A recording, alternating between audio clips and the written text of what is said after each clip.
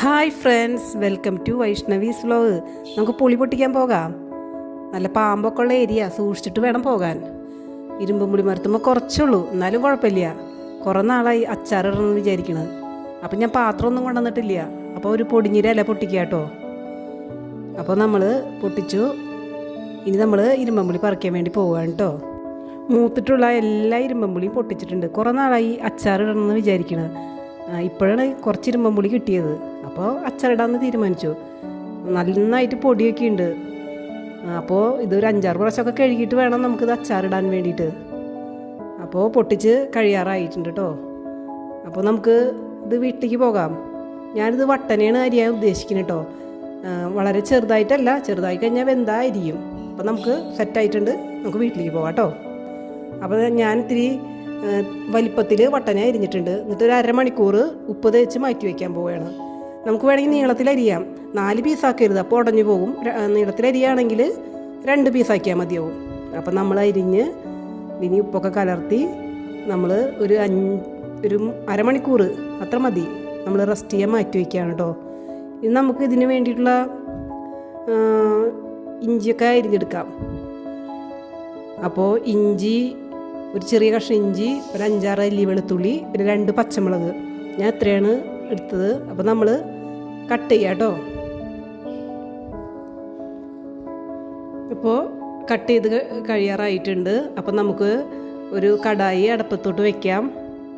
ഇതിൽ വെള്ളമൊക്കെ വറ്റി കഴിയുമ്പോൾ ഞാനിവിടെ നല്ലെണ്ണയാണ് ഉപയോഗിക്കുന്നത്. അച്ചാറിന് എപ്പോഴും നല്ലെണ്ണയാണ് ടേസ്റ്റ്.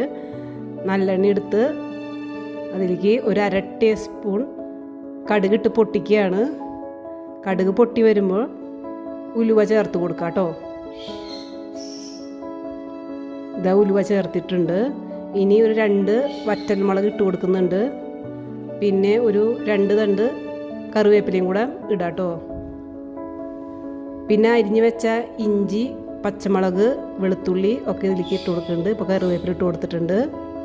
ഇത് നല്ല രീതിയിൽ പച്ചമണം മാറുന്ന വരെ ഒന്ന് വഴറ്റിയെടുക്കാം. ഇപ്പോൾ ഒരു ടേബിൾ സ്പൂൺ മുളക് പൊടി അതിലേക്ക് ഇട്ട് കൊടുത്തിട്ടുണ്ട്. അതിൻ്റെയും പച്ചമണം മാറുന്ന പോലെ ഇളക്കി കൊടുക്കാം. പിന്നെ ഞാൻ സാധാരണ ഒരു ചെറിയ പാക്കറ്റ് പിക്കിൾ പൗഡർ ഉപയോഗിക്കാറുണ്ട്. അച്ചാറൊക്കെ ഇടാൻ വളരെ ഈസിയാണ് പിക്കിൾ പൗഡർ ഉപയോഗിച്ചിട്ടുണ്ടെങ്കിൽ. ഇതിപ്പോൾ അതിൻ്റെ പച്ചമണമൊക്കെ മാറി വന്നിട്ടുണ്ട്. അപ്പോൾ കഴുകി ഉപ്പ് തേച്ച് മാറ്റി വെച്ച ഇരുമ്പമ്പുളി അതിലേക്ക് ഇട്ട് കൊടുക്കുകയാണ്. ഇനി നല്ല രീതിയിൽ ഇളക്കി എല്ലാം കൂടി യോജിപ്പിച്ചെടുക്കാം കേട്ടോ.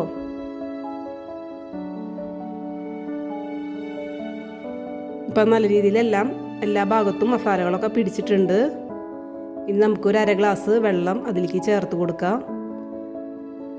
തീ ലോ ഫ്ലെയിമിലേക്ക് ആക്കാം കേട്ടോ.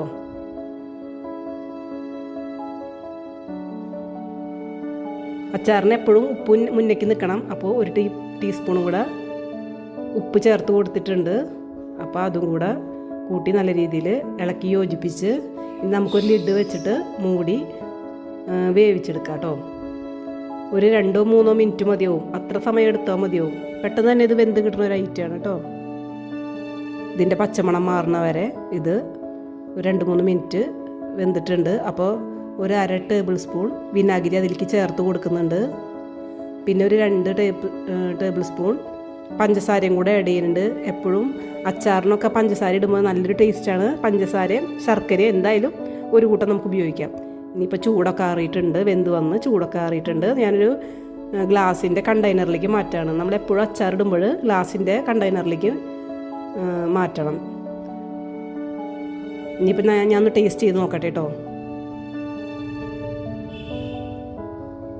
നല്ല അടിപൊളി ടേസ്റ്റ് ആയിട്ടുണ്ട്. നിങ്ങളും ഇങ്ങനെ അച്ചാറിട്ട് ഒരു പ്രാവശ്യമെങ്കിലും ഇട്ട് നോക്കൂ കേട്ടോ.